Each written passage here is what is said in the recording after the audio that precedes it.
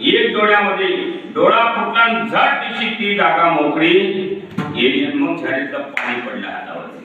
बस आपला दृष्टांत संपला. आता पुढे नाही सांगायचं. दृष्टांत इथून संपला.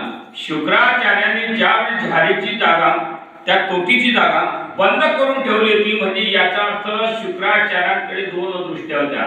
एक होती द्वैत दृष्टी, एक होती अद्वैत दृष्टी. भगवंताकडे पाहत असताना द्वैत दृष्टीने पाहत होते. ज्यावेळेस द्वैत दृष्टी हा एक डोळा फुटला आणि अद्वैत दृष्टीने भगवंताकडे पाहिलं, त्यावेळेस ती जागा काय केली, मोकळी केली. म्हणून भगवंताला पाहिजे असेल ना, आपल्याजवळ अद्वैत दृष्टी पाहिजे. कोणती पाहिजे? अद्वैत दृष्टी. द्वैत दृष्टी नको. मोठ्या मोठ्यांची यादी दिली की त्यांनी आपल्या जीवनामध्ये द्वैत भाव समाप्त केला आणि अद्वैत भावाने भगवंताचं दर्शन घेतलं. मोठ्या मोठ्यांची यादी दिली. हरी व्यास वशिष्ठ, वशिष्ठ शुक गोंधळी,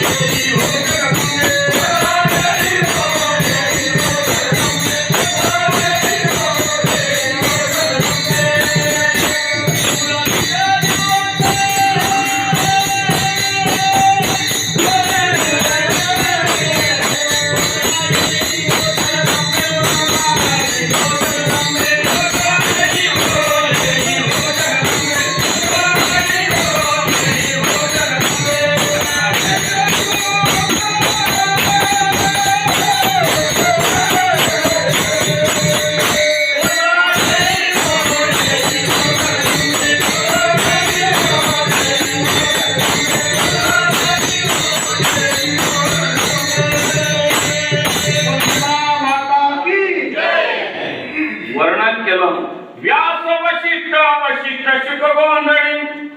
व्यास वशिष्ठ शुकदेवजी महाराज नाचताती ताती सोहम मिळी. कधी नाचायला लागले, कधी देवाचं दर्शन झालं. द्वैत भाव विसरोनी बळी. द्वैत भाव समाप्त झाला, त्यावेळेस या जगदंबा मातेचं दर्शन झालं, भगवंताचं दर्शन झालं.